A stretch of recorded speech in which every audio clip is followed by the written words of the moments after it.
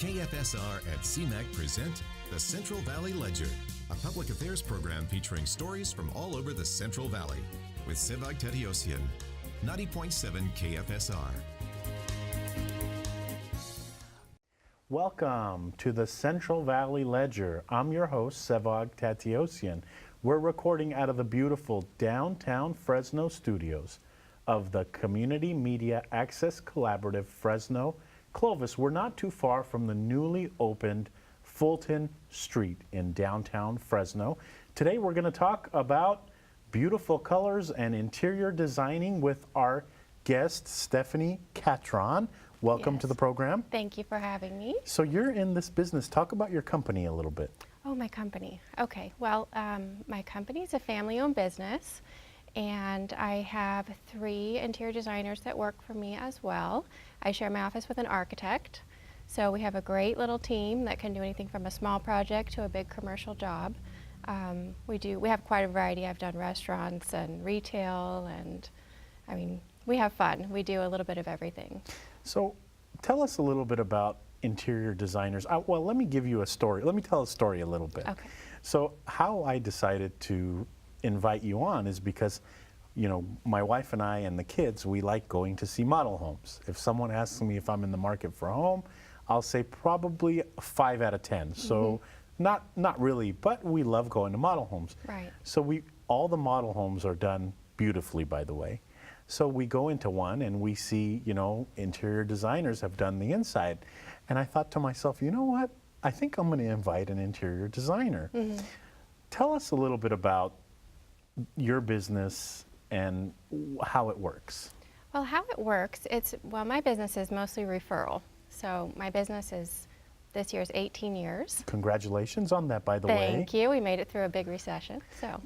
And yeah, that was a big deal. I apologize if I cut you off during the interview, but you're going to say things that are going to get me a little animated. Like, you know, we went through some tough times in the recession. For you to get through that, you deserve a huge pat on your back. How tough were times during that time? Very tough. I fortunately did not have to lay anyone off. So that was great. We were busy enough and steady enough with larger commercial projects that we weathered that storm, but it was a little slower than usual. And then business starts picking up. Business starts picking up, and everyone gets excited again and starts building things and wants to remodel. And, you know, I think hope returned to the economy and people want to make it beautiful. So they call me, or they call an interior designer. And I feel like you're one of the first people to know when the economy picks up because you start getting those calls of remodeling. Yes, so I learned early on that what I do is a luxury industry. So I call you and I say, I've got a home, office, restaurant, then what? Well, then we schedule an appointment. Okay. So the first thing I want to do is get to know you. Okay. I want to know, you know, what your goals are, what your budget is, where you'd like to go with the project, what's your biggest dream, you know, for your project, and we start there and we work backwards. So I go into the first meeting always listening. It's very important to me that I understand the client first before we start any design work. So we spend a couple of hours just talking, kind of like what we're doing right now. And so budget.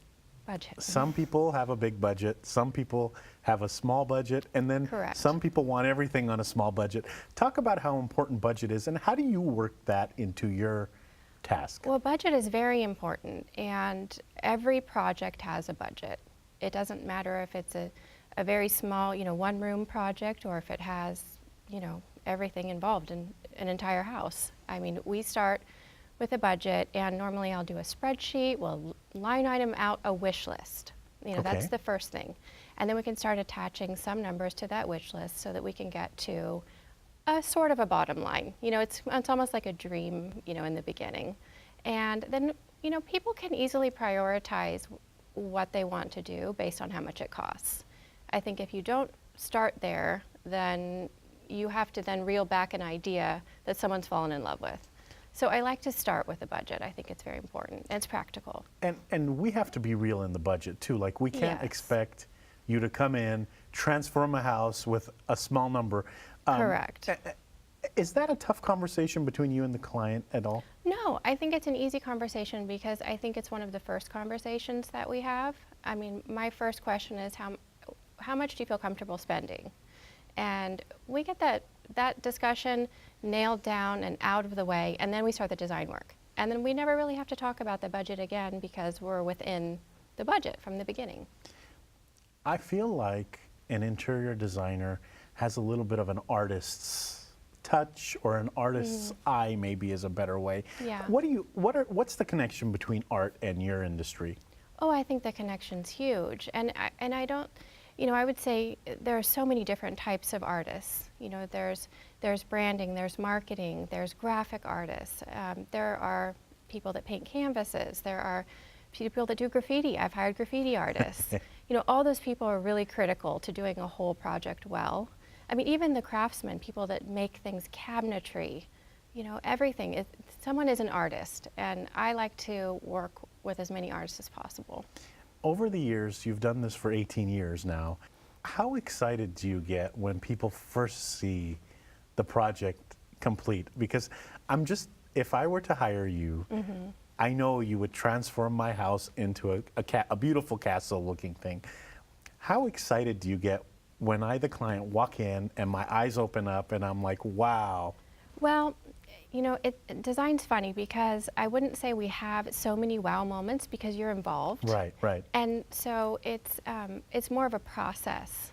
And I think I love the finish of the project when people can really, basically I turn back the project to them and they can enjoy it.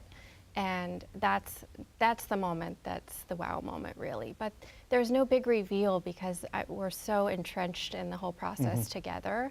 I don't think I've ever designed a project without the client completely understanding what we're doing.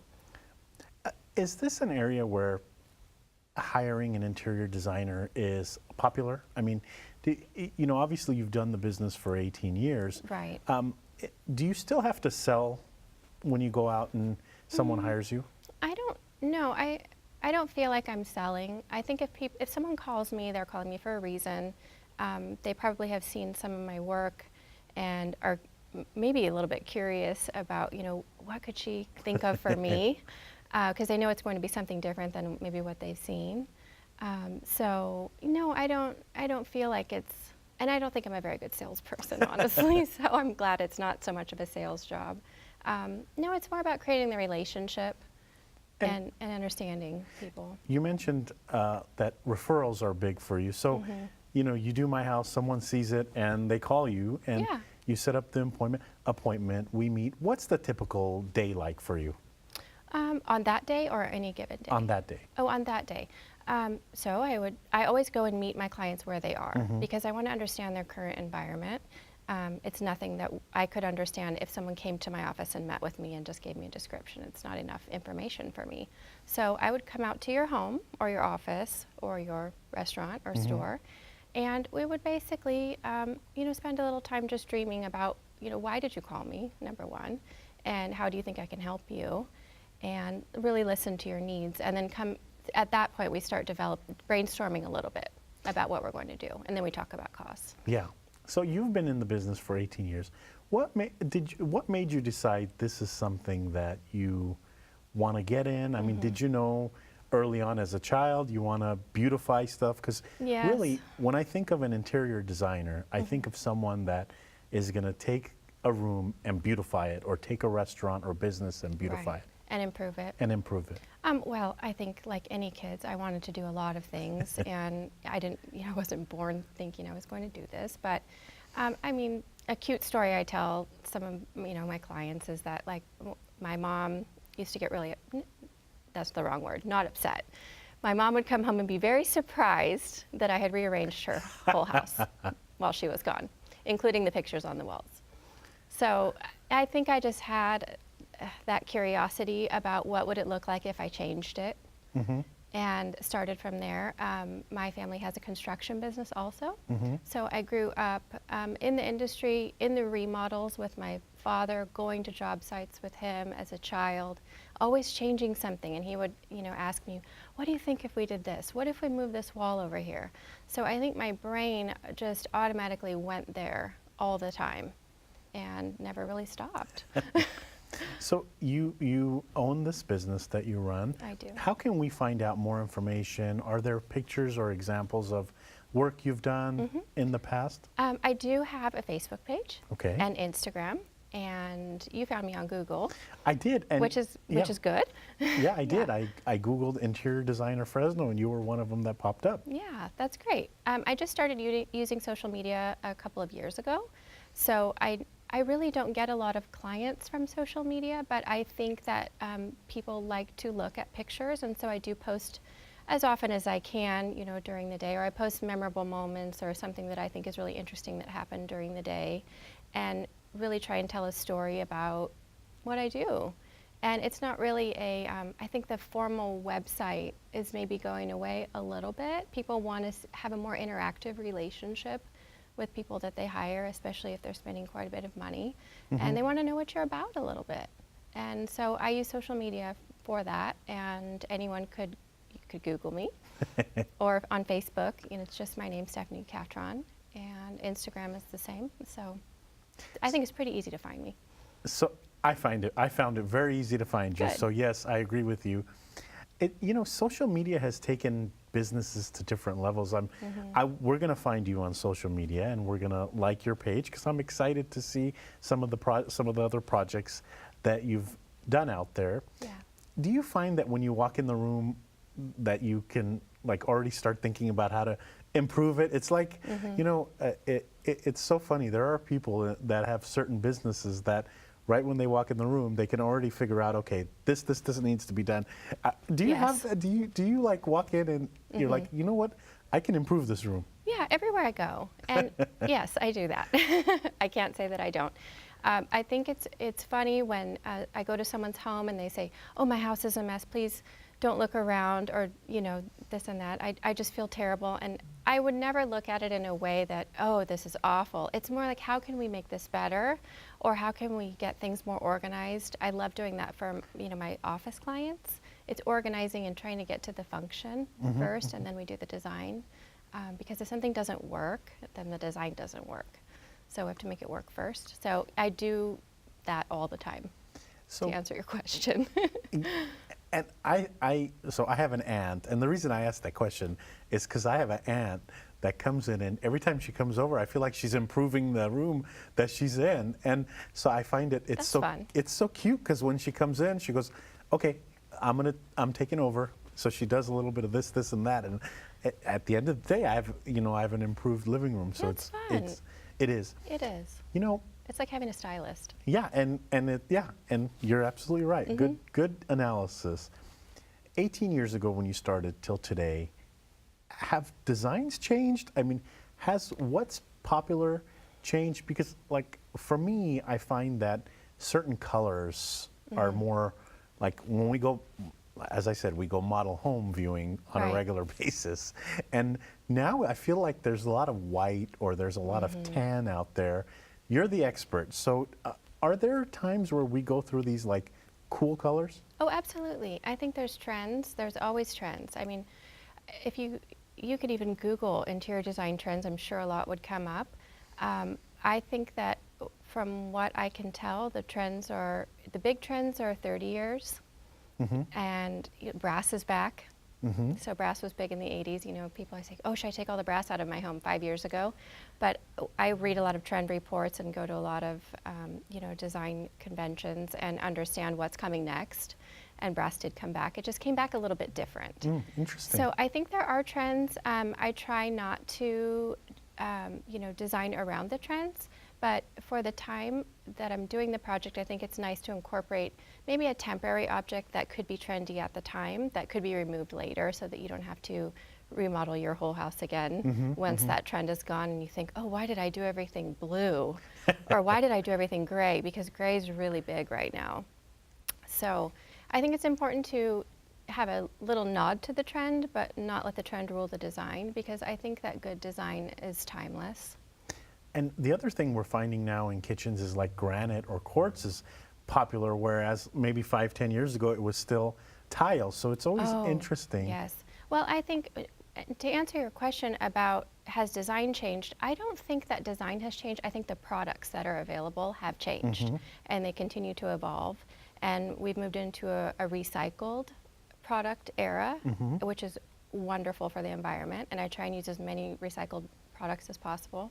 But a lot of the, like commercial flooring, for instance, most of it is mandated to be a certain amount of recycled material.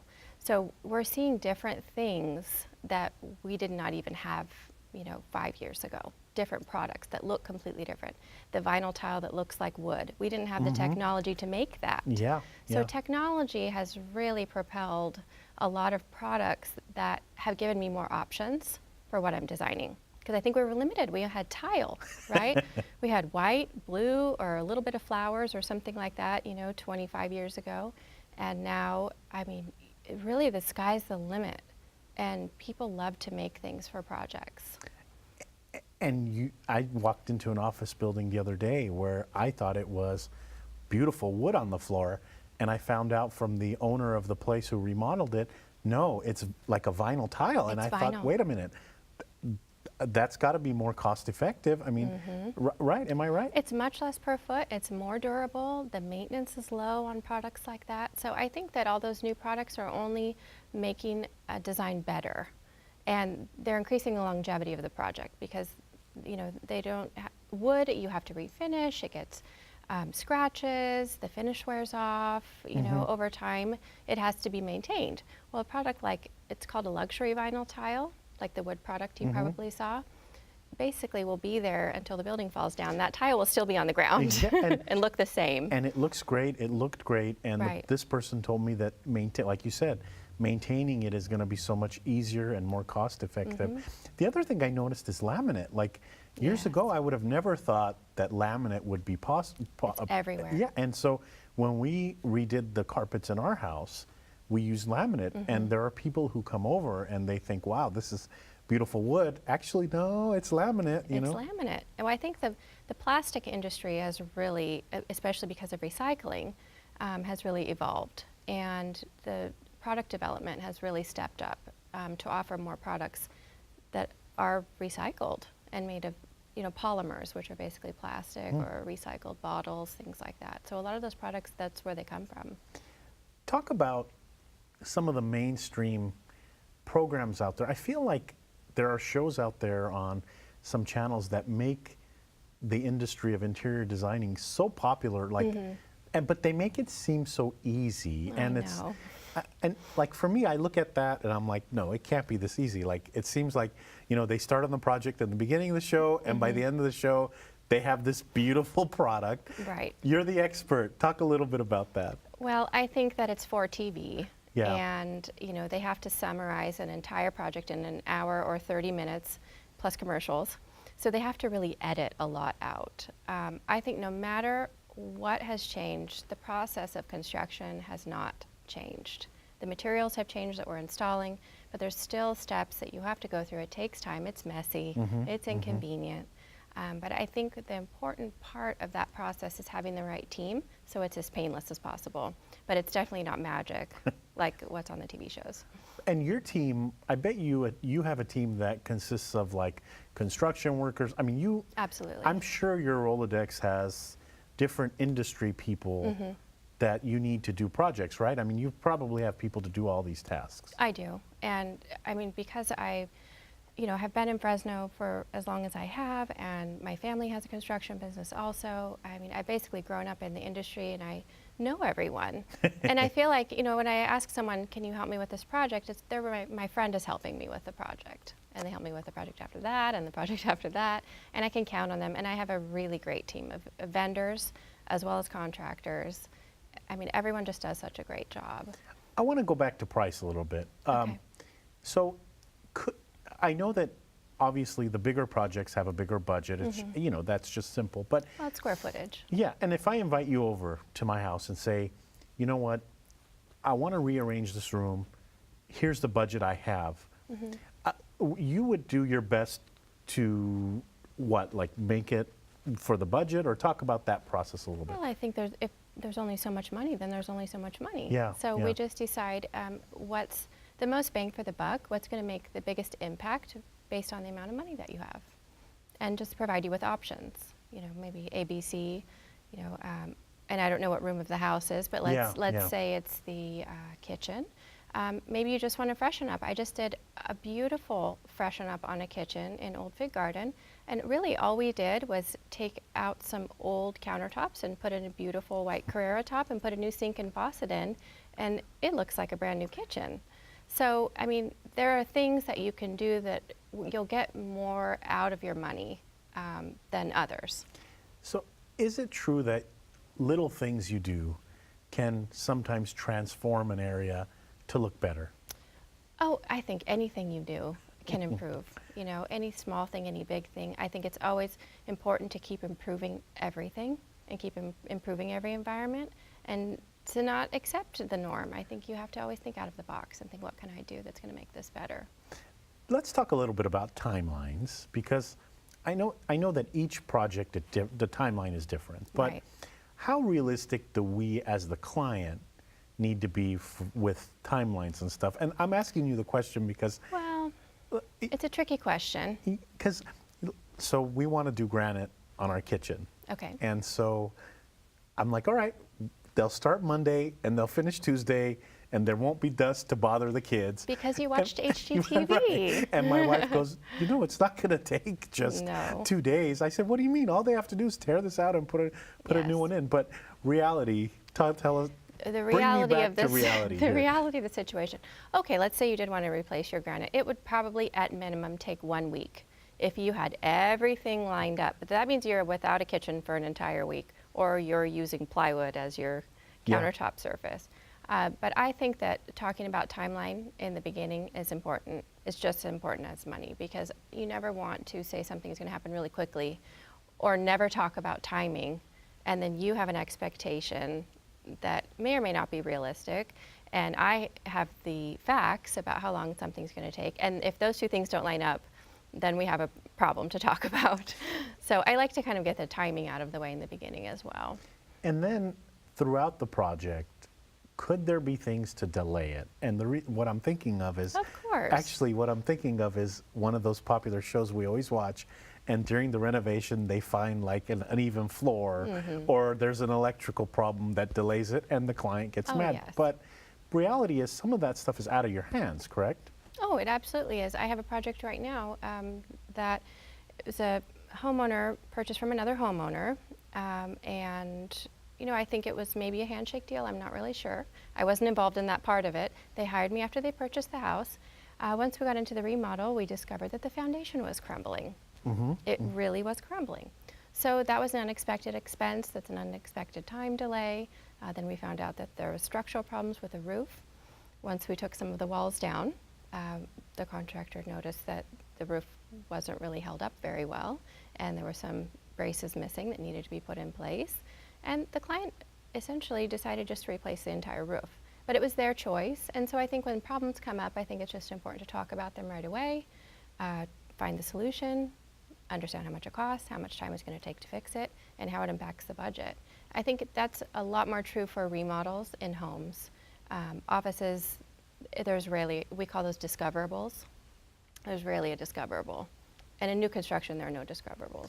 So we're running out of time this week on the program. Okay. How can people get in touch with you? I mean, will you take calls from audience members who just want to sit with you and kind of Yeah, absolutely. for you to explain the process? And the reason I asked that question is because I have a feeling that a lot of people know about interior designing, but I don't know if we in Fresno are like the New Yorks, where it seems like there's more of this. I may be wrong in that. No, after I graduated from Fresno State, I moved to Orange County, and I worked in Orange County for a few years, and then I moved to Beverly Hills, and I worked there for a few years. That's really the mecca for this type of industry, right? We had some beautiful projects. I think that Fresno is always, interested in design and arts, and I think that because of social media and because of the television shows, that people are more interested than they used to be. So I would absolutely love to talk to anyone that has any questions. Perfect. And you have a website and information? I do. And by the way, I love the ending of your email address. You can say interior intervention. Yes, interior intervention. That was very cool. Thank you. I can take no credit for it. One of my friends thought of that. my first year in business, I was trying to fill out my paperwork to get my business license with the city, and I couldn't think of a name. And he threw that out there, and I said, I don't know, I kind of like that. So, it's always stuck. Well, thank you so much for joining us Thank in the you. program. Again, this came up because we were touring model homes and we saw different rooms, and we're like, you know what, let's talk to an interior designer. We've done this show since 2006, and this is the first time we've had an interior designer on talking about this. So thank you for the insight in the industry. Well, you're welcome. Anytime. I'll come back anytime if you ever want to talk about design again. We'll hold you to that. Okay. That's all for this edition of the Central Valley Ledger. Thank you to the volunteer crew that made this production and every production possible. We couldn't do it without you. Thank you also to everyone listening to this broadcast on 90.7 FM, KFSR Fresno. And thank you to those watching this broadcast on the CMAC channels, Comcast 93 and AT&T 99. Thank you also to Stephanie Catron for having me. coming and explaining the interior designer business with us. My pleasure. That's all for this edition. Tune in next week to a new edition.